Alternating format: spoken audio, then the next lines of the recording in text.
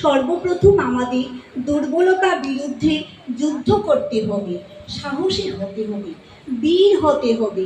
পাপের জ্বলন্ত প্রতিমূর্তি ওই দুর্বলতা। তারাও যত শীঘ্র পারো ওই রক্ত শোষণকারী অবসাদ উৎপাদককে।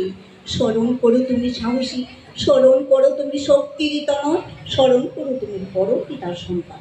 আগে সাহসী হোক, অকপট হোক, তবে জানা যাবে তোমার ধর্মরাজ্যে ঢুকবার অধিকার জন্মেছে। এতটুকু দুর্বলতা থাকলেও তুমি ঠিক ঠিক অকপট হতে পারবে না।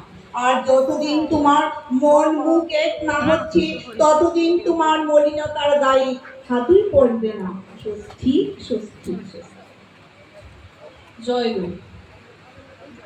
এরপর শ্রীমতী মৃদুলা রায় মা নারী নীতি পাঠ করবেন।